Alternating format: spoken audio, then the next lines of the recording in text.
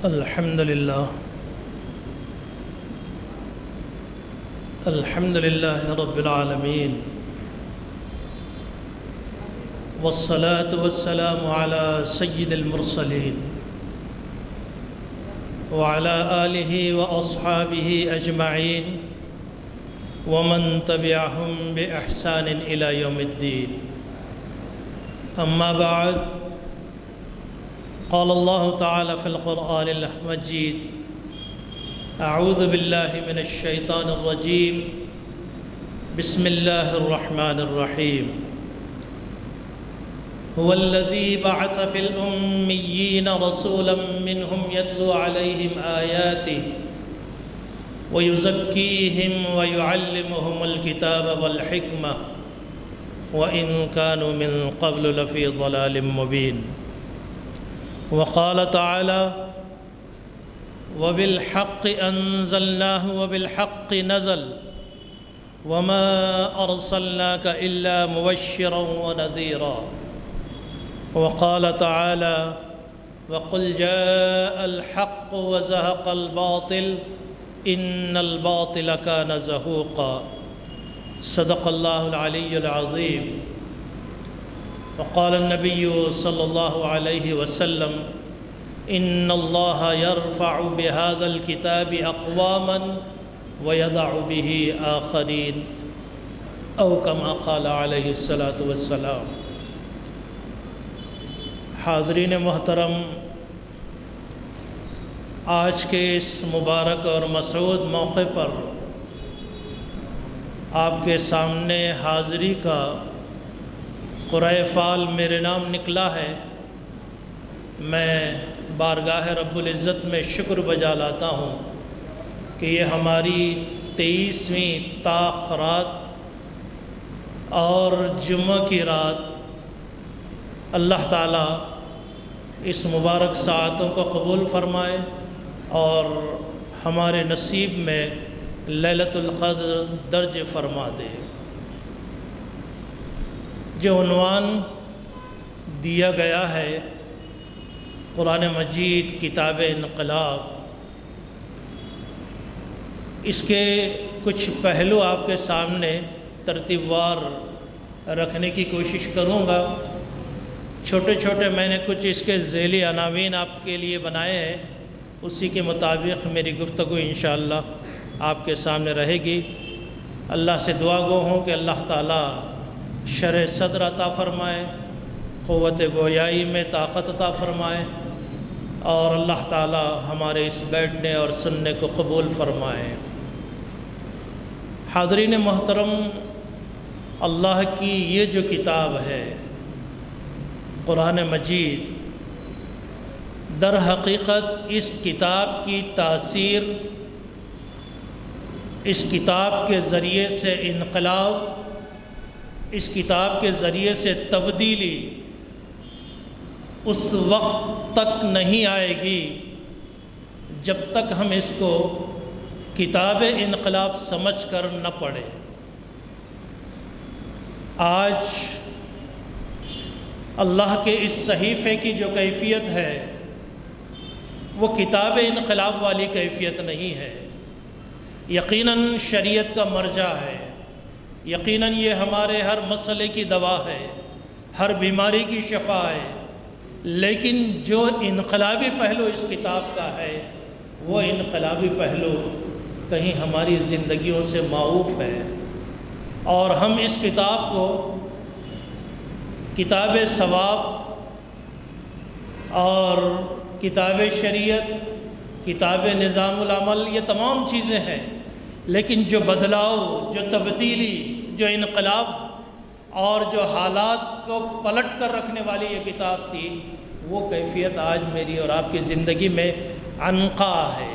اس لیے میں چاہتا ہوں کہ تھوڑی تفصیل سے ترتیب وار آپ کے سامنے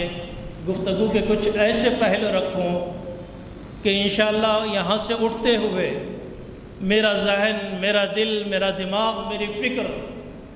اس بات کے لیے راضی ہو جائے کہ انشاءاللہ میں اس کو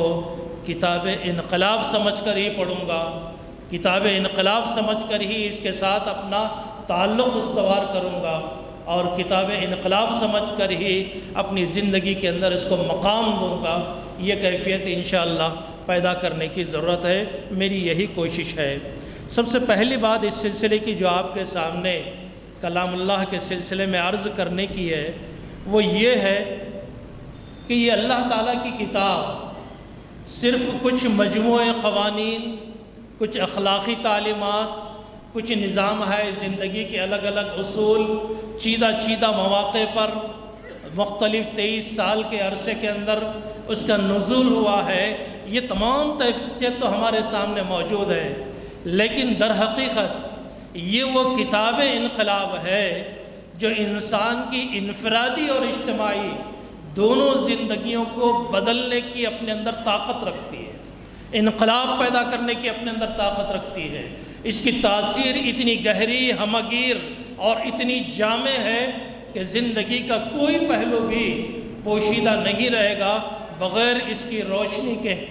اور بغیر اس کی تاثیر کے۔ تو یہ سب سے پہلا تعارف ہمارے ذہنوں میں کتاب اللہ کا ہونا چاہیے کہ یہ انفرادی اور اجتماعی دونوں زندگیوں کے اندر اللہ تعالیٰ کی یہ کتاب مکمل ایک جامع انقلاب لانے کی اپنے اندر طاقت رکھتی ہے۔ دوسری چیز جو آپ کے سامنے رکھنے کی ہے کہ اللہ تعالیٰ نے اس کتاب کو، اس کے نزول کو محض جزیرہ عرب، محض زمانہ رسالت، محض خلافت راشدہ کا وقت اس دورانیے کے لیے انقلاب کی کیفیت میں نازل نہیں کیا ہے، بلکہ یہ کتاب نازل ہوئی ہے تمام اقوام عالم کے لیے، تمام اقوام عالم کے اندر انقلاب لانے کے لیے، تمام کائنات کے گوشوں کے اندر، اور ہر وہ گوشہ، وہ حصہ جس کے اندر انسان بستے ہوں، وہاں تک اس کی تعلیم، اس کی روشنی، اس کی کرنیں، اس کی تاثیر پہنچے گی، اور پورے ابد تک، ازل سے ابد تک یہ اپنے اندر یہ تاثیر رکھتا ہے کہ یہ انقلابی کیفیت انسانوں کے اندر پیدا کر سکے۔ اور اس کے ساتھ ساتھ ایک بہت ہی گہری اور اہم بات مولانا سلیمان علیہ الرحمہ نے، سلیمان ندوی رحمۃ اللہ علیہ نے یہ بڑی تفصیل سے اس پہلو کو انہوں نے اجاگر کیا ہے کہ ہمارے سامنے انبیاء علیہ السلام کے جو معجزوں کا ذکر ہوتا ہے، نوح علیہ السلام کے ساتھ طوفان نوح کا ہے، طوفان نوح آتا ہے، ساری عالم کی آبادی کو اپنے اندر غرق کر لیتا ہے، سوائے ان چند نفوس مومنہ کے جنہوں نے حضرت نوح علیہ السلام پر ایمان لائے تھے، پوری انسانیت کو غرق کر دیتا ہے۔ اسی طرح آپ دیکھیں گے دیگر انبیاء، موسیٰ علیہ السلام کے جتنے معجزے ہیں، سوائے بنو اسرائیل کے، انہوں نے فرعون کو دریا میں غرق کر دیا، اور جتنے معجزے موسیٰ علیہ السلام کو دیے گئے ہیں وہ وقتی اور عارضی اور کیفیتوں کے اندر تبدیلی والے معجزے تھے۔ اسی طرح عیسیٰ علیہ السلام کا وہ معجزہ جو بیمار کو شفایاب کرنا، اندھے کو بصیرت نما بنا دینا، اور اسی طرح مردے کو زندہ کر کے کھڑا کر دینا، یہ بھی وقتی اور عارضی معجزے تھے۔ تفصیل کی یہاں ضرورت نہیں ہے، موقع نہیں ہے، اشارتاً میں آپ کے سامنے بات رکھ رہا ہوں۔ لیکن یہ جو انقلابی معجزہ ہے، یہاں انسانوں کی ہلاکت کا کوئی پہلو نہیں ہے، یہاں انسانوں کی بربادی کا کوئی پہلو نہیں ہے، یہ وہ انقلابی معجزہ ہے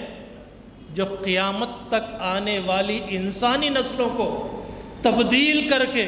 اس کو اللہ تعالیٰ کی اطاعت سے جوڑنا، اللہ کی ہدایت سے جوڑنا،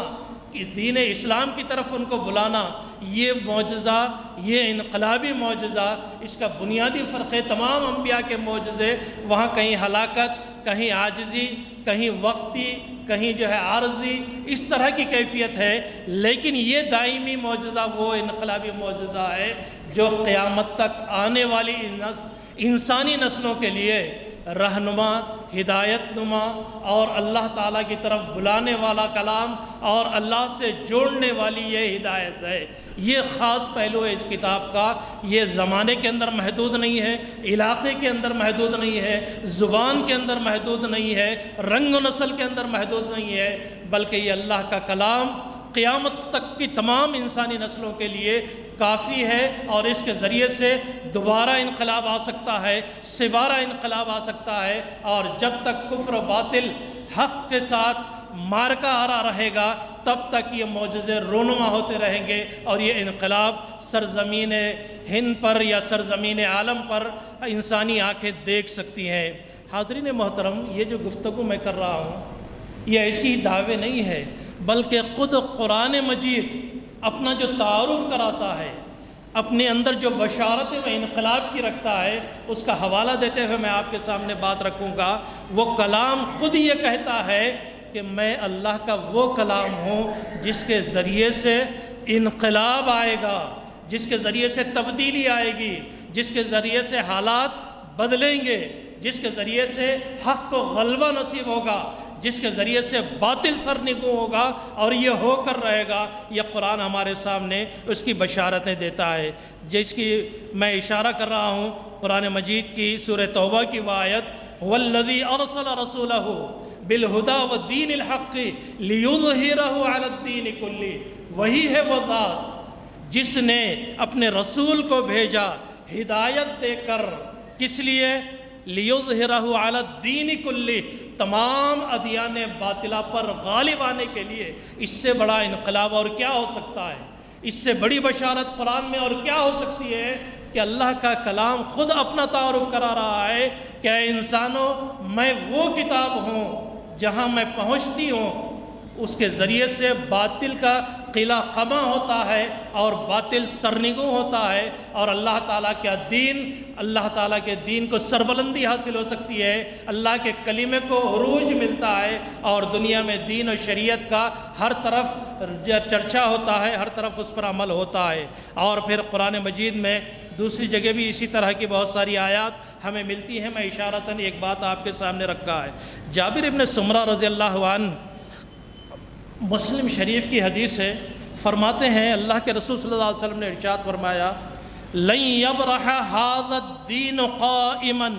يقاتل عليه عصابة من المسلمين حتى تقوم الساعة۔ سن لیجئے بشارت، انقلاب کی بشارت، کشمکش کی بشارت، اور باطل سے دو ہاتھ ہونے کی بشارت۔ فرماتے ہیں حضرت جابر ابن سمرہ، اللہ کے رسول صلی اللہ علیہ وسلم نے ارشاد فرمایا، یہ دین اس وقت تک قائم رہے گا، ہمیشہ قائم رہے گا، اور اس دین کی ماننے والی ایک جماعت، مسلمانوں کی جماعت ہمیشہ قتال کرتی رہے گی، حق کے لیے برسر پیکار رہے گی، اور یہاں تک کہ قیامت قائم ہو جائے۔ یعنی آپ صلی اللہ علیہ وسلم کی بشارت کے مطابق یہ کشمکش، یہ معرکہ آرائی، یہ حق و باطل کا آپس میں ایک دوسرے کے مقابل آنا، یہ قیامت تک ہوتا رہے گا، اور مسلمانوں کی ایک جماعت ہمیشہ اس طرح اللہ کے اس دین پر ثابت رہے گی، اور اللہ کے دین کو غالب کرنے کے لیے یہ لڑتی رہے گی۔ اور موجودہ زمانے کے اندر آپ کے سامنے اشارے موجود ہیں، آپ سرزمین فلسطین کو دیکھ سکتے ہیں، یہ معرکہ آج بھی جاری ہے۔ اور ایک روایت حضرت عمران بن حسین رضی اللہ عنہ کی ہے، فرماتے ہیں، لا تزال طائفة من امتی یقاتلون علی الحق ظاہرین علی من ناوأہم حتی یقاتل آخرہم المسیح الدجال۔ فرماتے ہیں حضرت عمران بن حسین، اللہ کے رسول صلی اللہ علیہ وسلم کا ارشاد مبارک کہ میری امت کی ایک جماعت ہمیشہ حق پر لڑتی رہے گی استقامت کے ساتھ، اور اپنے دشمنوں پر غالب آتی رہے گی، یہاں تک کہ اس جماعت کا آخری مجاہد جو ہوگا وہ مسیح دجال سے لڑے گا۔ یہ بشارت ہمارے لیے بتاتی ہے کہ یہ دین، یہ کتاب، یہ ہمیشہ انقلاب کی کشمکش کے لیے آئی ہے، یہ سرنگوں ہونے کے لیے نہیں آئی ہے، یہ مغلوب ہونے کے لیے نہیں آئی ہے، یہ دبنے کے لیے نہیں آئی ہے، یہ میدان چھوڑنے کے لیے نہیں آئی ہے، بلکہ میدان پر مکمل غلبہ اور کنٹرول حاصل کرنے کے لیے کتاب نازل ہوئی ہے۔ اللہ کے رسول صلی اللہ علیہ وسلم کی ان آیات، ان احادیث کے بعد اللہ تعالیٰ نے قرآن مجید میں بڑے واضح الفاظ میں فرما دیا ہے کہ انہ لقول فصل وما هو بالہزل۔ یہ کتاب قول فیصل ہے، محکم ہے، قول فیصل، اس کے آگے کوئی فیصلہ نہیں ہو سکتا، اس کے آگے کوئی اور بات نہیں ہو سکتی، یہ آخری اور آخری اور آخری قول فیصل ہے اللہ تعالیٰ کی طرف سے، یہ کوئی مذاق کی بات نہیں ہے، استہزاء کی بات نہیں ہے، ٹائم پاس کی بات نہیں ہے، وقت گزاری کی بات نہیں ہے، بلکہ اللہ تعالیٰ کہہ رہے ہیں کہ یہ قول فیصل ہے۔ حاضرین محترم، آج ہمارے اطراف و اکناف جو ماحول، جو مناظر، جو کیفیتیں نظر آ رہی ہے، دیکھ کر ایسے محسوس ہوتا ہے کہ شاید کہیں یہ کتاب دوسرے ادیان کے مقابل پیچھے ہٹتی جا رہی ہے۔ ان کتابوں کی ماننے والی امتیں، جماعتیں، قومیں کہیں نہ کہیں کونوں میں کھدیڑے جا رہی ہے، کہیں نہ کہیں ان کو میدان سے ہٹانے کی سازش کی جا رہی ہے۔ یہ پہلی بار نہیں ہے، یہ جس وقت کلام نازل ہوا تھا، جس وقت اللہ تعالیٰ کی کتاب انقلاب اس دنیا میں اتاری گئی تھی، اسی وقت سے باطل کی یہ کوشش ہے کہ اس دنیا کے اندر سے اسلام کو ختم کیا جائے۔ باطل کی یہ کوشش ہے کہ اس کتاب کے ماننے والوں، اس کتاب انقلاب کے ماننے والے انقلابی جماعت کو میدان سے ان کو ہٹا دیا جائے، کہیں دہشت گرد کہہ کر، کہیں ان کو فنڈامنٹلسٹ کہہ کر، کہیں ان کو کوئی اور بنیاد پرست کہہ کر، کہیں کسی اور نام سے کہہ کر، کہیں جاہل اور گوار کہہ کر، کہیں غیر متمدن، غیر مہذب کہہ کر، کہیں پرانے زمانے کے کا نام لیوا کہہ کر، کوشش یہ کی جا رہی ہے موجودہ دور میں کہ اس انسانی دنیا کے اندر غالب باطل رہے اور حق کو کونے میں لگا دیا جائے۔ یہ کوشش ہو رہی ہے۔ اللہ تعالیٰ نے اپنا بھی چیلنج بتا دیا ہے، اس کتاب انقلاب کے ذریعے سے اللہ نے بھی اپنا فیصلہ سنا دیا ہے۔ فرماتے ہیں اللہ تعالیٰ یریدون لیطفئوا نور اللہ بافواہہم واللہ متم نورہ ولو کرہ الکافرون۔ ان لوگوں کی خواہش ہے، ان لوگوں کی دلوں کی تمنا ہے، ان لوگوں کی آرزو ہے کہ اللہ کے اس نور کو اپنے بیکار پھونکوں سے بافواہہم، اپنے منہوں سے یعنی اپنے پھونکوں سے اس کو بجھا دیا جائے۔ یہ کوئی انسان کی جلائی ہوئی شمع نہیں ہے کہ سالگرہ کے موقع پر ہم نے روشن کر لیا، اس کو پھونک ماری اور وہ ختم ہو گئے، بجھ گئے۔ یہ کوئی ہمارے ہاتھوں سے لگایا ہوا برقی خمخمہ نہیں ہے کہ ہم نے بٹن آف کیا، پاور کٹ کیا، یہ بجھ گئے۔ یہ اللہ کا نور ہے، یہ اللہ تعالیٰ کی طرف سے بھیجا ہوا وہ شریعت کا لازوال نور ہے جو قیامت تک باقی رہے گا۔ اور اللہ تعالیٰ کہہ رہے ہیں کہ یریدون لیطفئوا نور اللہ بافواہہم، یہ چاہتے ہیں کہ اپنے پھونکوں کے ذریعے سے اللہ کے اس نور کو بجھا دیں۔ واللہ متم نورہ، اور اللہ نے یہ طے کر لیا ہے کہ وہ اپنے نور کو مکمل کر کے رہے گا، اس کا اتمام کر کے رہے گا، اس کی تکمیل کر کے رہے گا۔ ولو کرہ الکافرون، اگرچہ کہ کافروں کو، اگرچہ کہ مشرکوں کو، اگرچہ کہ ان ظالموں کو کتنا ہی برا لگے، کتنا ہی ان کو کراہت محسوس ہو، کتنا ہی یہ ان کو ناقابل برداشت لگے، اللہ تعالیٰ اپنے اس فیصلے کو نافذ کر کے رہے گا کہ یہ پھونکوں سے چراغ بجھنے والا نہیں ہے، اور یہ چراغ انشاءاللہ قیامت تک جاری و ساری رہے گا۔ نور خدا ہے، کفر کی حرکت پہ خندزن، پھونکوں سے یہ چراغ بجھایا نہ جائے گا۔ حاضرین محترم، اب آئیے اصل بنیادی موضوع کی طرف کہ اللہ تعالیٰ نے اس کتاب انقلاب کے ذریعے سے انسانی دنیا کے اندر، انسانی نفسیات کے اندر، انسان کے اندرون کے اندر کیسے اس کو انقلاب لایا ہے اور کیسے ان کو نیچے سے اعلیٰ مقام پر پہنچایا ہے، غلامی سے حکمران تک بنایا ہے۔ اونٹوں کے ہودی خان سے وہ دنیا کے رہنما بن گئے، جاہلوں سے متمدن ترین قوم بن گئے، کمزوروں سے ایک طاقتور ترین وہ قوم بن گئے۔ وہ جو روم اور کسریٰ کی طاقتوں کے درمیان پس رہے تھے، ان دونوں طاقتوں کو، سپر پاور کو کچھ ہی عرصوں میں دین اسلام کی اس انقلابی طاقت نے اپنے اندر ضم کر لیا، نگل لیا، اور ان کا وجود اتنا ختم کر دیا کہ لا قیصر بعد الیوم یا لا کسریٰ بعد الیوم، آج کے بعد نہ کوئی کسریٰ رہے گا، آج کے بعد نہ کوئی قیصر رہے گا۔ 1400 سال کی ہماری تاریخ گواہ ہے کہ نہ کوئی کسریٰ پیدا ہوا، نہ کوئی قیصر پیدا ہوا۔ آج کی سپر پاوریں بھی اگر یہ کہتی ہے کہ ہم اس طرح سے اسلام پر غالب آنے کی کوشش کریں گے تو اللہ تعالیٰ کی اس سپر پاور کے سامنے وہ لوگ بھی کچھ نہیں کر پائیں گے۔ حاضرین محترم، میں ذکر کر رہا تھا کہ انسان کے اندر کی تبدیلی کیسے آتی ہے، اس کا ذکر ایک واقعے کے ذریعے سے کرتا ہوں میں۔ نافع ابن حارث، یہ مکہ کے گورنر امیر المومنین حضرت عمر بن خطاب رضی اللہ عنہ کے دور میں عسفان میں ان کی ملاقات ہوتی ہے۔ آپ جانتے ہیں تاریخ کے یہاں پر سب مطالعہ کرنے والے اشخاص موجود ہیں۔ حضرت عمر اللہ تعالیٰ عنہ سالانہ اپنے اجتماع کے اندر تمام علاقے کے گورنروں کو بلا کر ان کا محاسبہ، ان کا جائزہ لیا کرتے تھے۔ تو نافع ابن حارث سے انہوں نے پوچھا کہ مکہ میں تم کس کو اپنا نائب بنا کر آئے ہو؟ تو انہوں نے کہا کہ عبد الرحمن ابن ابزہ یہ شخص ہے، ان کو میں مکہ کا اپنا نائب بنا کر آیا ہوں۔ حضرت عمر اللہ تعالیٰ پوچھتے ہیں کہ کون ہے یہ عبد الرحمن ابن ابزہ؟ نافع بن حارث جواب دیتے ہیں کہ یہ ہمارے آزاد کردہ غلاموں میں سے ایک غلام ہے۔ حضرت عمر نے پوچھا تم ایک غلام کو مکہ کا گورنر کا نائب بنا کر آئے ہو؟ تو نافع ابن حارث نے بڑا پیارا جواب دیا، انہو لقارئ الکتاب ولعالم بالفرائض، یہ صرف غلام نہیں ہے، یہ اللہ کی کتاب کا ماہر قاری ہے، اور یہ علم الفرائض، اسلام کے جتنے علوم ہیں ان میں میراث اور اس طرح کی بہت ساری فرائض کے علوم ہیں، یہ اس کا ماہر شخص ہے، اس لیے میں نے اس کو مکہ کا گورنر بنایا ہے۔ تو جو حدیث میں نے آپ کے سامنے پڑھی، اس حدیث کو حضرت عمر اللہ تعالیٰ نے کوٹ کر کے فرمایا کہ نافع سنو،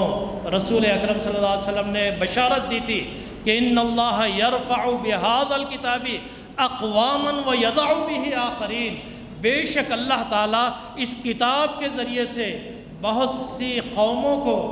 عروج کا مقام عطا کرے گا اور بہت سو کو زوال بھی ملے گا۔ تو یہ وہ نافع ابن حارث نے عبد الرحمن ابن ابزہ کے بارے میں بتایا کہ ایک آزاد کردہ غلام، اس کی زندگی کے اندر یہ انقلابی کیفیت پیدا ہوئی کہ وہ ریاست اسلام کی ایک بڑی اہم اور مقدس ترین ریاست کا گورنر بنایا جاتا ہے۔ یہ وہ ہے انقلابی کتاب جو انسانوں کے اندر ایسی تبدیلی لاتی ہے کہ وہ دنیا کا ہر کام، دنیا کے ہر مشن، دنیا کے ہر مقصد کے خاطر کرنے کے لیے ہمیشہ تیار ہوتے ہیں اور اس کے قابل ہوتے ہیں۔ تو یہ وہ طریقہ ہے جو انسانی زندگیوں کے اندر دین اسلام کے ذریعے سے اللہ تعالیٰ نے پیدا کیا ہے۔ حاضرین محترم، قرآن ہمیں بشارت دیتا ہے کہ یہ کتاب کبھی بھی مغلوب ہونے کے لیے نہیں آئی ہے، یہ ہمیشہ غلبے کے لیے آئی ہے۔ اس کی فطرت میں مغلوبیت ہے ہی نہیں ہے۔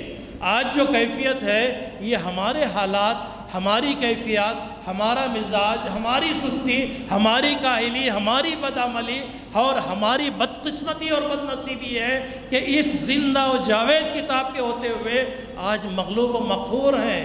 آج مجبور و معذور ہیں ہم، ورنہ یہ کتاب کبھی غلبے کے نیچے آنے کے لیے نہیں آئی ہے بلکہ غلبہ پانے کے لیے آئی ہے۔ اب آئیے میں آپ کے سامنے قرآن مجید کی جو کتاب انقلاب کا طریقہ انقلاب ہے، اس طریقے کے وہ آپ کے سامنے ذکر کرتے ہوئے بات کو آگے بڑھاتا ہوں۔ قرآن مجید ایک مکی دور میں ہے، ایک مدنی دور میں ہے۔ وہ مکی اور مدنی دور کے بارے میں آپ کے سامنے بعد میں ذکر کروں گا، لیکن یہاں جو آپ کے سامنے بات کرنا ہے وہ یہ ہے کہ یہ قرآن مجید نے اللہ تعالیٰ کے بتائے ہوئے طریقے کے ذریعے سے 4 مراحل بتائے ہیں کہ انقلاب کیسے آتا ہے، انقلابی جماعت کیسے تیار کی جاتی ہے۔ جو شروع میں سورہ جمعہ کی میں نے آیت آپ کے سامنے پڑھی ہے، اللہ تعالیٰ نے ارشاد فرمایا ہے کہ هو الذی بعث فی الامیین رسولا منہم یتلو علیہم آیاتہ ویزکیہم ویعلمہم الکتاب والحکمہ۔ یہ 4 وہ مراحل ہیں جو قرآن، یہ کتاب انقلاب ایک انقلابی جماعت کو تیار کرنے کے لیے وہ طریقہ کار کو اختیار کرتا ہے۔ ان میں نمبر 1 هو الذی ارسل رسولہ بالہدی ودین الحق کے بعد هو الذی بعث فی الامیین رسولا منہم یتلو علیہم آیاتہ، یہ ساری امت کی ان افراد کے اندر تلاوت کتاب، اللہ تعالیٰ کی آیات کی تلاوت اس کی تفہیم، اس کی تشریح، اس کے پڑھنے کا طریقہ، اس کے سمجھنے کا طریقہ، یہ وہ تمام چیزیں ہیں جو پہلے مرحلے کے اندر یہ طریقہ انقلاب کی اولین منزل قرار پاتی ہے۔ یہی ہم دیکھتے ہیں نبی کریم صلی اللہ علیہ وسلم نے اپنے تمام صحابہ کو ماہرین قرات، ماہرین تلاوت، کاتبین وحی اور اس طرح قرآن جس طریقے سے حضرت جبرائیل علیہ السلام کی زبانی نازل ہوا، بالکل وہی طریقے سے اللہ کے رسول صلی اللہ علیہ وسلم نے اپنی ساری امت کے اندر اس کتاب کی تلاوت کی۔ تو یہ وہ پہلا مرحلہ ہے اس طریقہ انقلاب کا جو قرآن نے ہمیں بتایا ہے۔ دوسرا مرحلہ اس کا جو بتایا گیا ہے وہ کتاب کی تلاوت کے بعد یزکیہم، انسانی نفوس کا تزکیہ، اخلاقی محاسن میں بڑھوتری، اخلاقی برائیوں کا تدارک، انسان کی زندگی سے وہ خبیث عادتیں، وہ بری عادتیں، وہ برے اخلاق، وہ برے معاملات جو ایک انسانی معاشرے کو توڑتے ہیں، دور کرتے ہیں، رخنا ڈالتے ہیں، جدا جدا کرتے ہیں، نفرت پھیلاتے ہیں، ایسے تمام جتنے بھی بد اخلاق تھے ان کا خلا خما کرنا، اور وہ تمام محاسن جس کے ذریعے سے انسان قریب آئے، جماعت مضبوط ہو، اتحاد مضبوط ہو، دلوں میں محبت کی بڑھوتری ہو، ایسے تمام طریقے کو تزکیہ نفس کے ذریعے سے سارے انسانی نفوس کا، ساری اس جماعت کے افراد کا اللہ تعالیٰ نے تزکیہ کا انتظام کیا اپنے رسول کے ذریعے سے، اپنی کتاب کے ذریعے سے، اس کتاب انقلاب کے ذریعے سے، اور اس تزکیہ کے ذریعے سے اللہ تعالیٰ نے تمام انسانوں کو بہترین انسانوں کی جماعت میں شامل کر دیا۔ اس کے بعد اللہ تعالیٰ نے جو تیسرا مرحلہ بتایا ہے وَيُعَلِّمُهُمُ الْكِتَابِ، ایک ہے تلاوت آیات، یتلو علیہم آیاتی، اللہ تعالیٰ کی نشانیاں، اللہ تعالیٰ کی آیات، تمام چیزیں بتانی ہیں۔ یعلمہم الکتاب، کتاب کی تعلیم، یہی کتاب کی تعلیم، یہی کتاب انقلاب کی تعلیم، اس کے اندر خیر و شر کیا ہے، اس کے اندر انسان کی کیا مآخذ بیان کیے گئے ہیں، اس کے اندر توحید کے کون سے پہلو ہیں، اس کے اندر کائنات کا انجام کیا بتایا گیا ہے، اس کے اندر کون کون سے مضامین اللہ تعالیٰ کی کتاب میں موجود ہے، کن کن پہلوؤں کو اللہ تعالیٰ نے کس کس انداز سے ذکر کیا ہے، وہ تمام تعلیم اللہ کے رسول صلی اللہ علیہ وسلم نے اپنے صحابہ کے اندر پیش کی۔ یہ وہ تیسرا طریقے کے کار کا مرحلہ ہے جہاں انسان تلاوت کتاب، تزکیہ نفس کے بعد تعلیم کتاب کے ذریعے سے اپنے آپ کو مضبوط بناتا ہے، اور آخری چیز جو اس آیت کے اندر بتائی گئی ہے اور یہی طریقہ کار اختیار کیا گیا، حکمت کی تعلیم،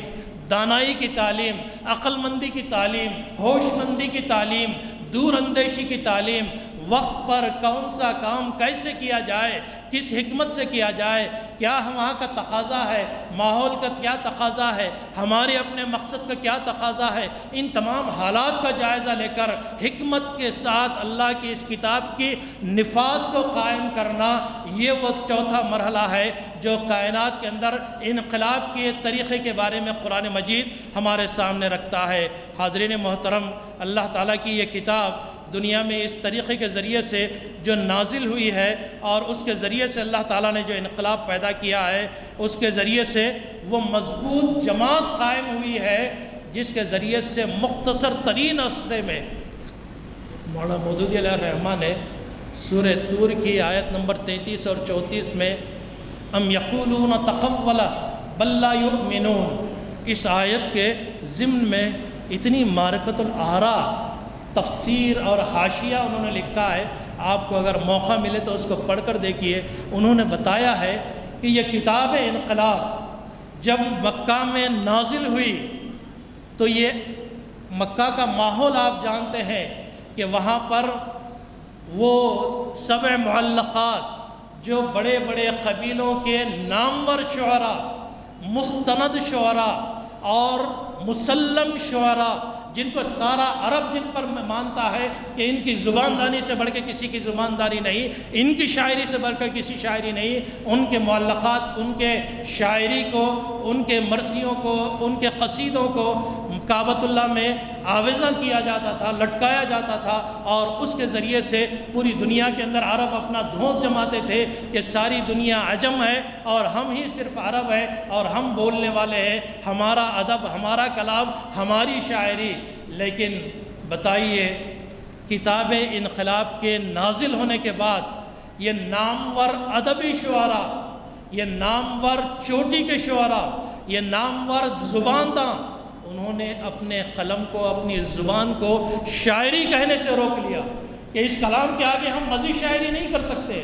جب یہ ادب کے معاملے میں اس کا انقلاب آیا تو تمام کے تمام نامور ادیب اس کے سامنے سر نگوں ہو گئے کہ یہ انسانی کلام نہیں ہو سکتا۔ ولید بن مغیرہ جب اللہ کے نبی صلی اللہ علیہ وسلم کا کلام سن کر واپس جا رہا تھا اور اس کا چہرہ دیکھ کر ابو جہل کہہ رہا تھا کہ یہ وہ چہرہ نہیں ہے جو جاتے وقت تھا، یہ اب آتے وقت اس کا چہرہ متغیر ہے۔ پوچھا گیا کہ کیا ہوا، آپ نے کیوں اپنے چہرے کو تبدیل کر لیا ہے؟ تو اس کا جواب، تاریخی جواب، میں تم میں سب سے زیادہ شاعری کا واقف کا، میں تم میں سب سے زیادہ ادب کا ماہر ہوں، میں تم میں سب سے زیادہ زبانداں ہوں، لیکن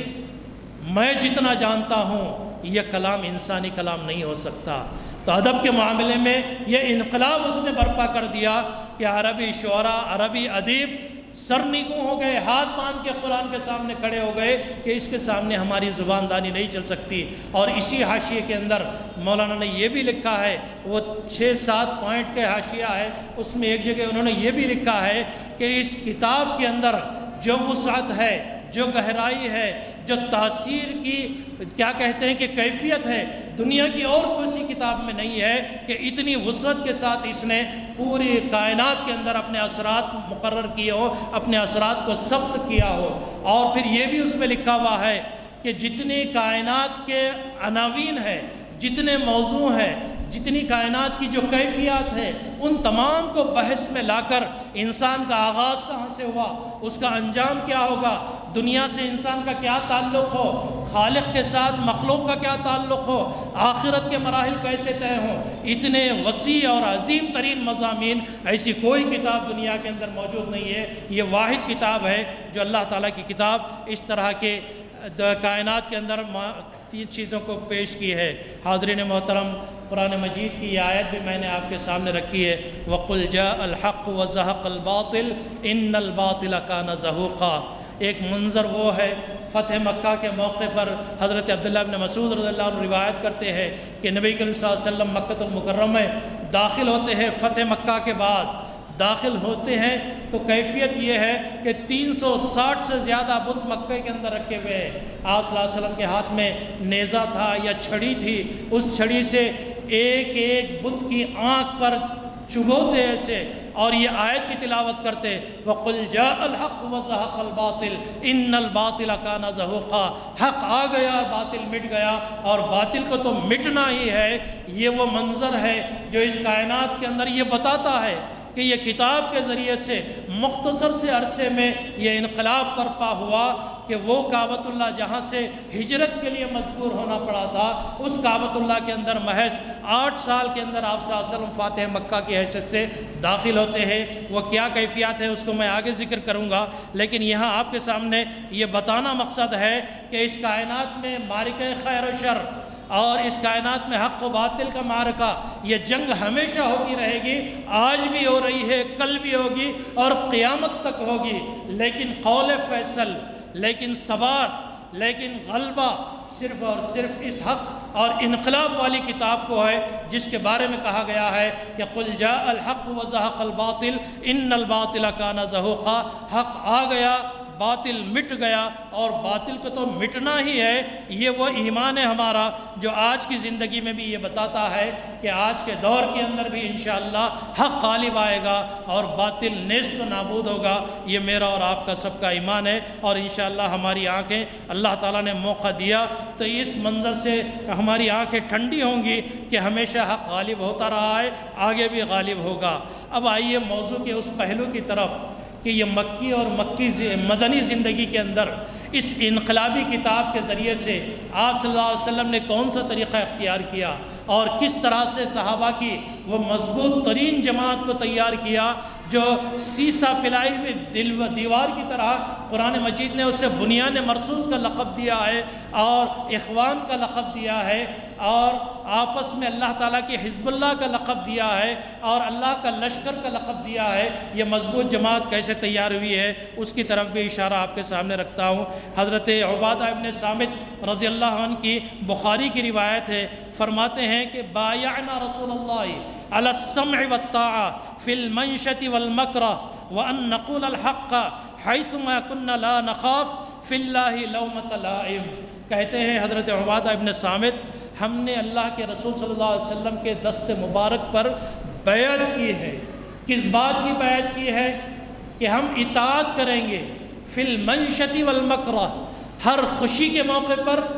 ہر مشکل موقع پر، دونوں موقع پر ہم آپ کی اطاعت کریں گے۔ یہ وہ اطاعت کی بیعت تھی جو صحابہ کرام کو آپ صلی اللہ علیہ وسلم کے ساتھ جوڑے ہوئے تھی، لڑی میں پرے ہوئے تھی، اور آپ صلی اللہ علیہ وسلم سے مربوط جماعت کی حیثیت رکھی ہوئی تھی۔ فرماتے ہیں آگے وَأَن نَّقُولَ الْحَقَّ حَيْثُمَا كُنَّا، ہم جہاں بھی ہیں، جیسے بھی ہیں، جس حال میں بھی ہیں، حق کہنا یہ ہماری ذمہ داری ہوگی۔ اس پر ہم نے بیعت کی ہے آپ صلی اللہ علیہ وسلم کے سامنے۔ وَلَا نَخَافُ لَوْمَةَ لَائِمٍ، ہم اللہ کے اس معاملے کے اندر کسی ملامت زدہ کی ملامت سے ہم ملامت کو ڈریں گے نہیں، اس کا خوف نہیں کہیں گے، اس کا ڈر ہم کو نہیں ہوگا کہ کون ہم کو فنڈامنٹلسٹ کہہ رہا ہے، کون ہم کو آؤٹ آف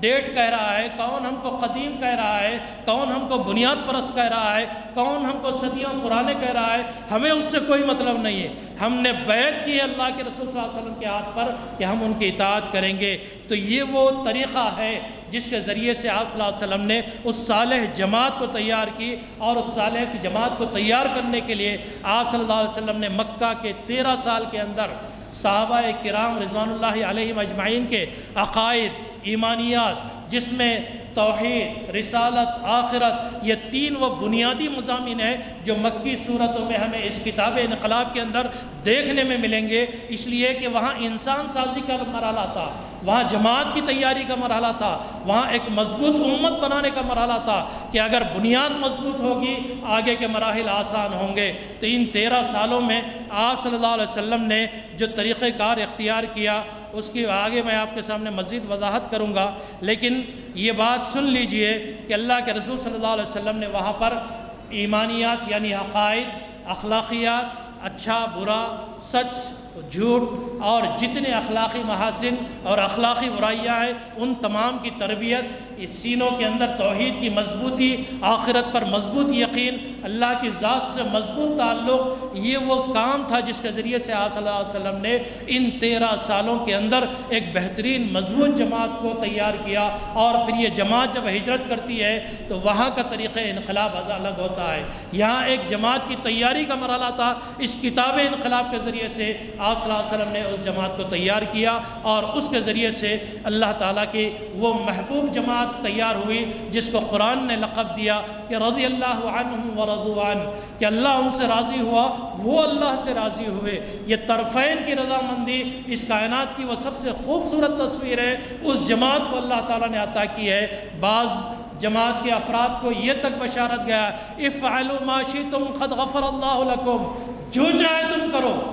جو چاہے فعل کرو، جو چاہے کام کرو، اللہ نے تمہاری مغفرت کر دی۔ یا اصحاب بدر کے شام میں یہ اللہ تعالیٰ نے ارشاد فرمایا ہے کہ اے اہل بدر، ہم نے تمہاری مغفرت کر دی ہے، اب تم جو چاہے کرو، اس پر کوئی گرفت نہیں ہوگی۔ لیکن وہ جماعت اتنی مضبوط، اتنی شاندار، اتنی بنیاد سے جڑی ہوئی تھی کہ اتنی معافی ملنے کے باوجود بھی کوئی ایک فرد بھی کوئی غلط راہ کی طرف نہیں گیا۔ تو یہ وہ کتاب ہے جس کے ذریعے سے اللہ تعالیٰ نے مکی زندگی کے اندر ایک مضبوط جماعت کو اتنا تیار کیا، اور اس مشن کا جو یقین تھا، اس کتاب انقلاب کا جو یقین تھا، حضرت خباب ابن ارت رضی اللہ تعالیٰ عنہ کی وہ معروف روایت ہم بارہا سنتے ہیں۔ آپ صلی اللہ علیہ وسلم کعبۃ اللہ کے دامن میں تشریف فرمائے، خباب ابن ارت آتے ہیں، اے اللہ کے رسول، اللہ تستنصر لنا، کیا تم ہمارے لیے اللہ سے مدد نہیں کرو گے، اللہ تعالیٰ سے مدد طلب نہیں کرو گے؟ اللہ تدعو لنا، کیا آپ ہمارے حالات کی تبدیلی کے لیے ہمارے حق میں دعائیں نہیں کرو گے؟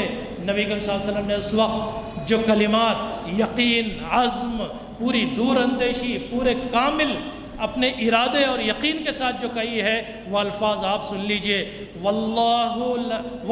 لیتمن ھذا الامر حتی یسیر الراکب من صفا الی حضرموت لا یخاف الا اللہ،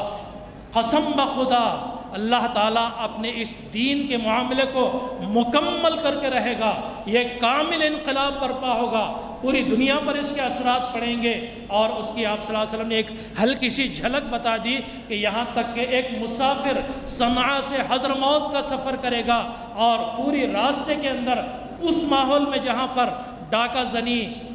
قافلوں کو لوٹنا اور اس طرح کی قتل، غارت گیری، فساد، یہ تمام چیزیں اس ماحول میں معروف چیزیں تھیں، ایسے ماحول میں آپ صلی اللہ علیہ وسلم کے یہ یقینی کلمات نکلتے ہیں کہ واللہ لیتمن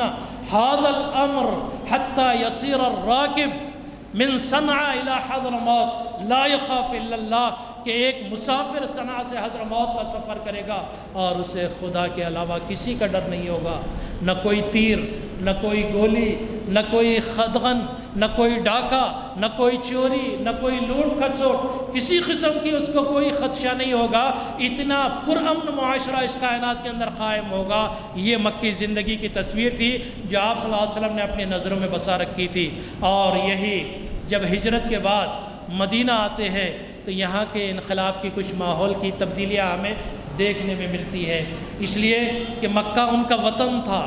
مکہ میں آپ صلی اللہ علیہ وسلم قریش میں سے تھے اور سارے قبائل قریش کسی نہ کسی طرح آپ کی قرابت داریوں میں تھے، وہ بچپن سے انہوں نے سب آپ صلی اللہ علیہ وسلم کی سیرت کو صادق و امین کی حیثیت سے دیکھا تھا اور وہ تمام اخلاقیات میں دیکھا تھا جس کا تصور مکہ کے اس دور کے اندر ایک نوجوان کے بارے میں نہیں کیا جا سکتا، وہ تمام اخلاقیات کا اعلیٰ معیار اللہ کے رسول صلی اللہ علیہ وسلم کی زندگی میں تھے۔ لیکن جب مدینہ پہنچتے ہیں، یہاں یہود بھی ہے، یہاں نصارہ بھی ہے، یہاں مختلف قبائل بھی ہے، یہاں اوس اور خزرج بھی ہے، ایک کثیر سماج والا ماحول،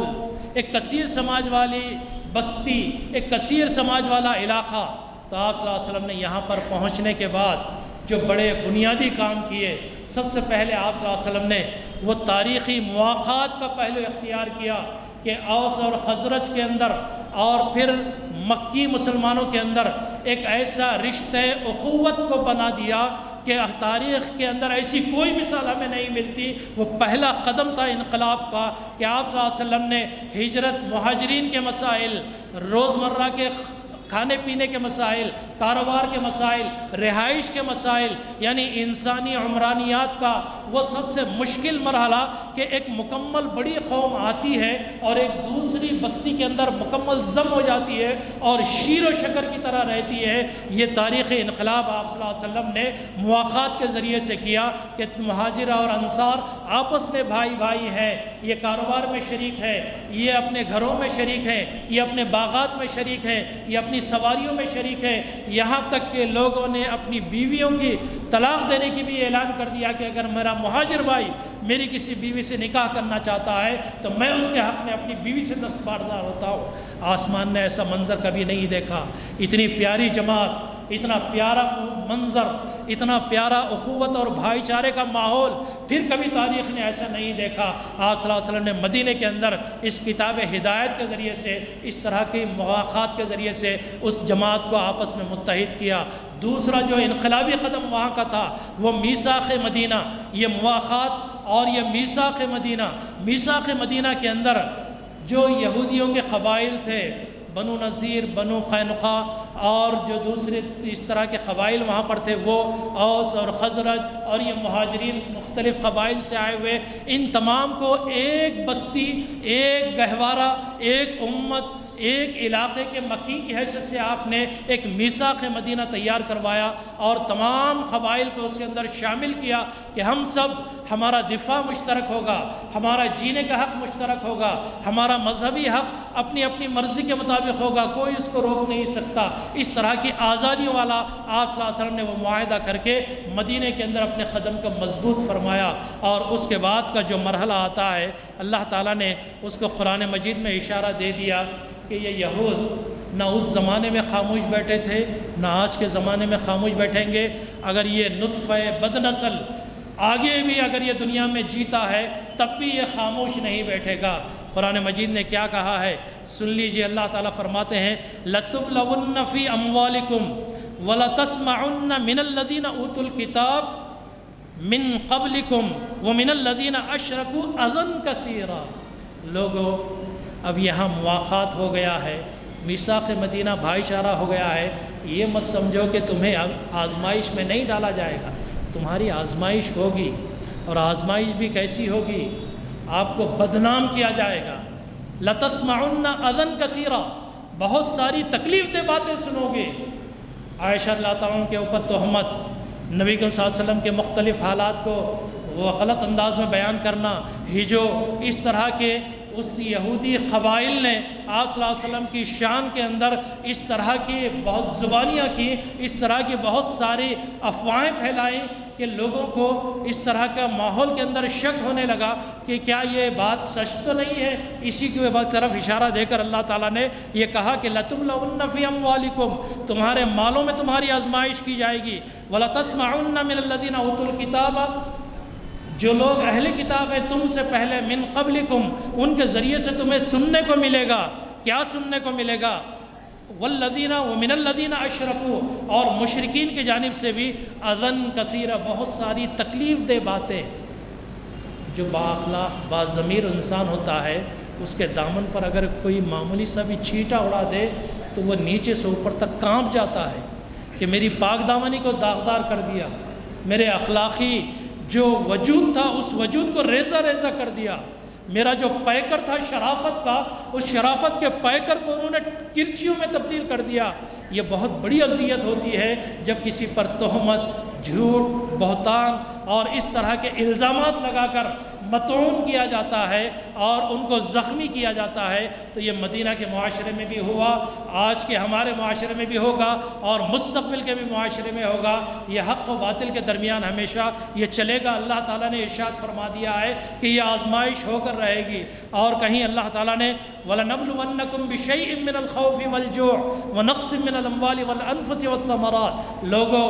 تمہیں یہ حق والی کتاب، یہ کتاب انقلاب تو مل گئی ہے، لیکن آزمائش سے تمہیں گزارا جائے گا۔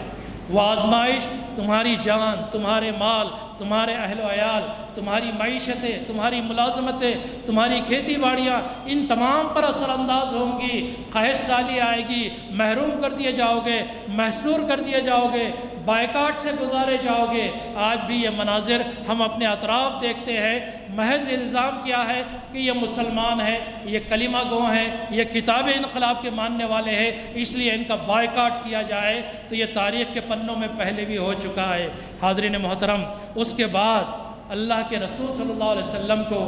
جو اذن دیا گیا، اذن قتال، اذن جہاد، غزوہ بدر 17 آپ تاریخ کو 17 رمضان کو ہم نے یوم الفرقان ابھی گزرا ہے۔ آپ کو اندازہ ہوگا کہ اس یوم الفرقان کے ذریعے سے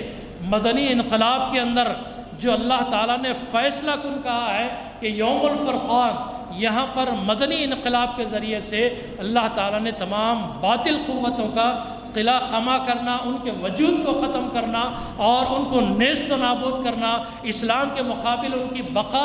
ناممکن ہے، یہ نظریہ اسلام نے دیا۔ اور یہی نظریے سے اللہ کے رسول صلی اللہ علیہ وسلم نے اپنے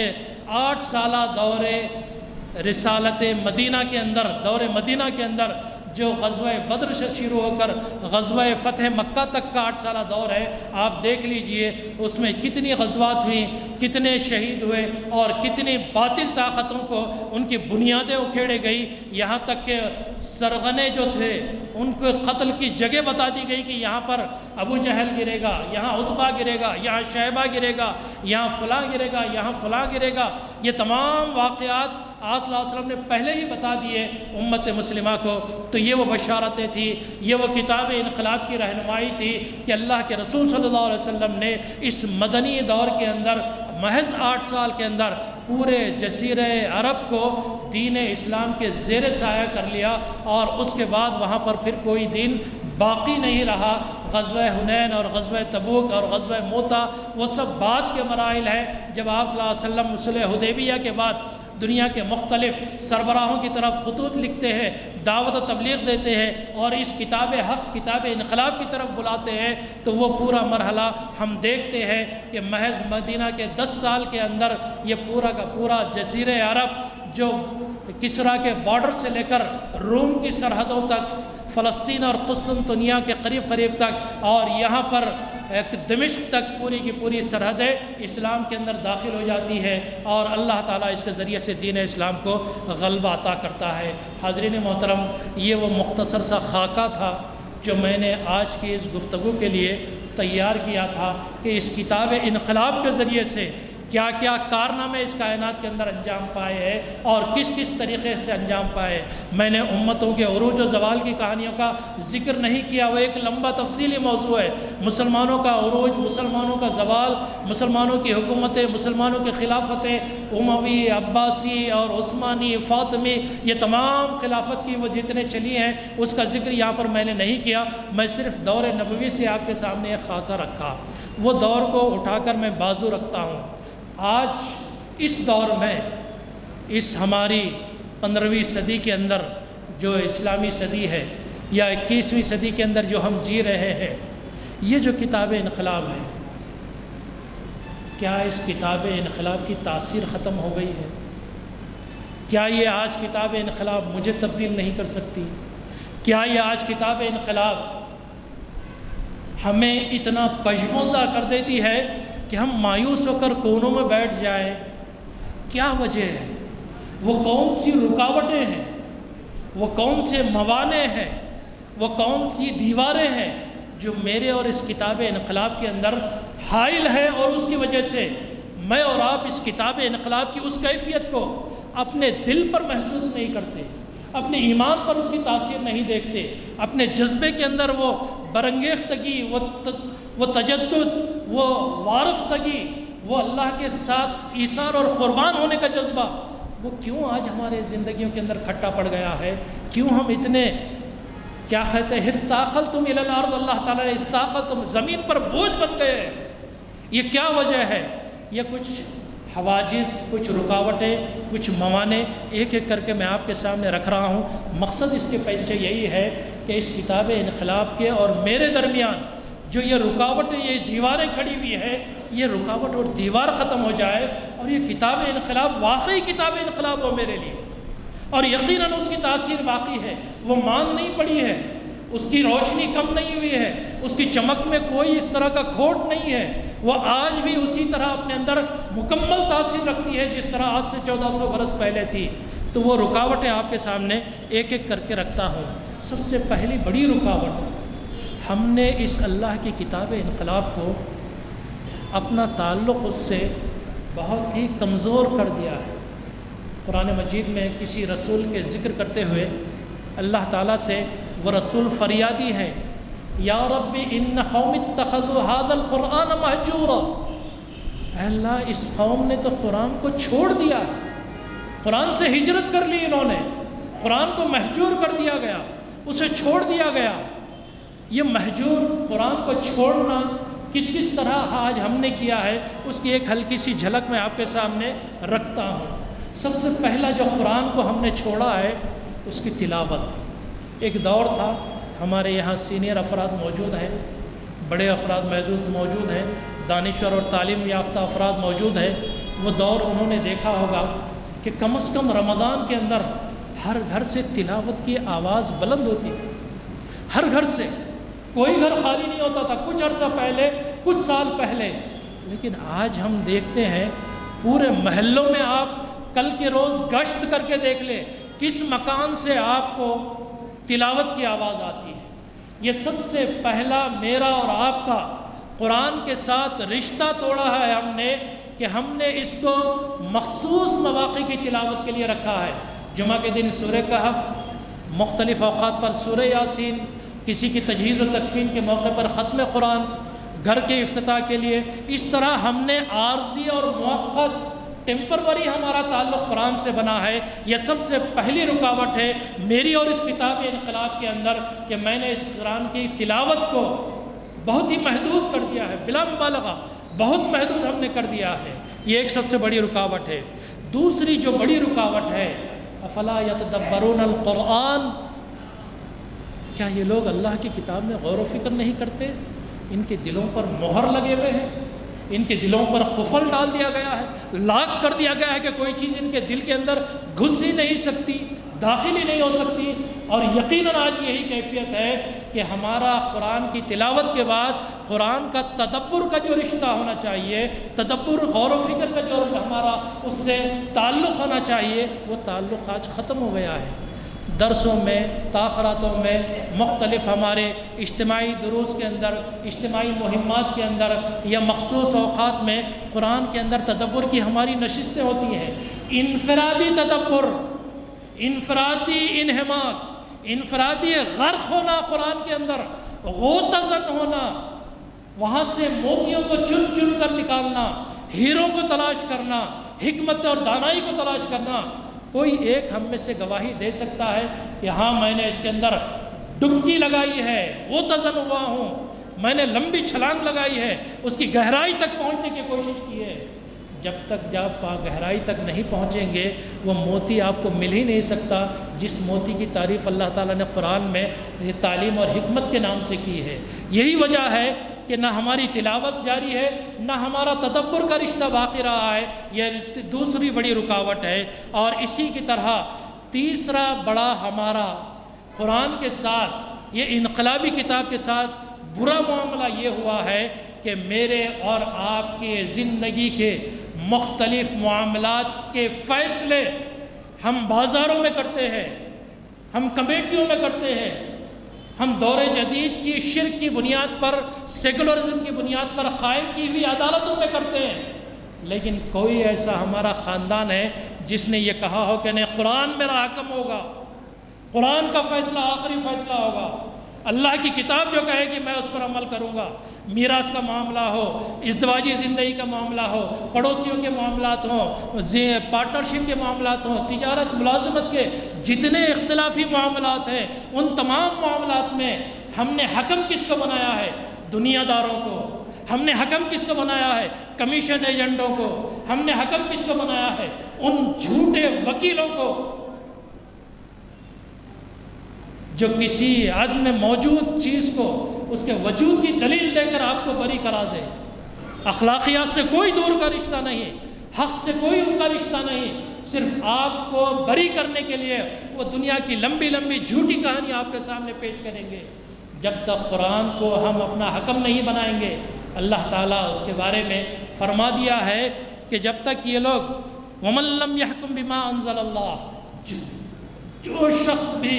اللہ سے نازل، اللہ کی نازل کردہ کتاب کے ذریعے سے فیصلہ نہیں کرے گا، اولئک هم الکافرون، یہی لوگ کافر ہیں۔ جب ہمارے اوپر کفر کے فتوے صادق ہم اپنی ذات پر کر سکتے ہیں تو پھر کیسے اللہ تعالیٰ کی اس کتاب انقلاب کے ذریعے سے میری زندگی میں تبدیلی آئے گی؟ تلاوت کو چھوڑا، تدبر کو چھوڑا، اس کتاب انقلاب کے ذریعے سے فیصلے اور معاملات کو چھوڑا ہم نے، اور اس کے بعد کا ایک اور مرحلہ ہے وہ بھی میں آپ کے سامنے رکھ دیتا ہوں۔ زندگی کے اندر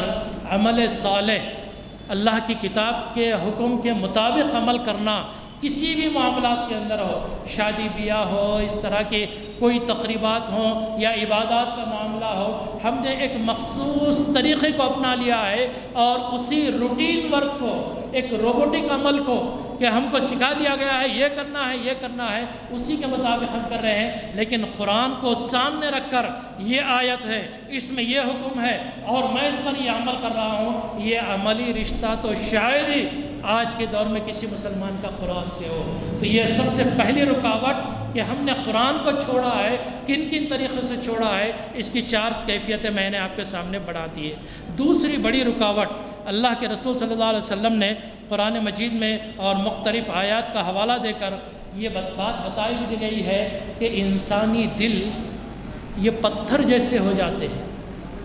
ثم قست قلوبکم، قرآن میں کہا گیا ہے کہ تمہارے دل سنگ جیسے ہو گئے، سخت ہو گئے ہیں، پتھر جیسے ہو گئے۔ پتھر میں بھی یہ بتایا گیا ہے کہ اتنے نرم ہوتے ہیں کہ بعض پتھر کو مارو تو اس میں سے پانی نکلتا ہے، بعض پتھر کے اندر سے فوارے پھوٹتے ہیں، بعض پتھروں سے نہریں جاری ہوتی ہیں، لیکن انسانی دل ان سے بھی زیادہ سخت ہو جاتے ہیں۔ یہ کیوں ہوتے ہیں؟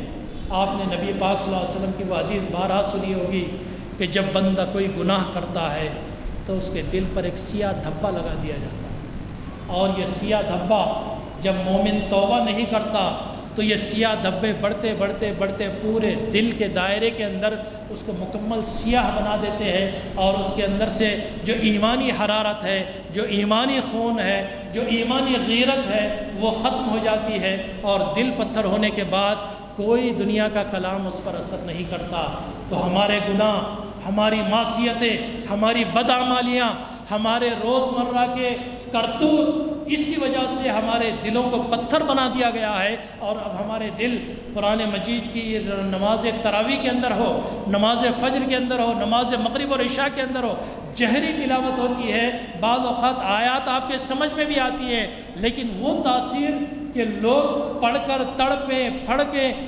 گھوڑوں تک پر اثرات، آسمان سے فرشتے نکل کر آپ کی تاثیر کو دیکھ رہے ہیں، اور دنیا کے اندر یہ بھی دیکھا گیا ہے کہ لوگ آپ کی تلاوتوں کی وجہ سے اس کتاب کی طرف کشش سے کھینچے چلے آتے ہیں۔ یہ کیفیت ختم ہو گئی، اب سیاہ دلوں پر، گناہ گار دلوں پر اس کی کوئی تاثیر نہیں ہوتی۔ یہ دوسرا بڑا سبب ہے کہ ہمارے گناہ ہمارے اس کتاب انقلاب کے اندر رکاوٹ بنے ہوئے ہیں۔ اور اس کے بعد تیسری جو بڑی رکاوٹ ہے، یہ بھی بہت آج کی دنیا کے اندر ہم اقتصادی معاملات، آج کیپٹلزم، سرمایہ داری، ہر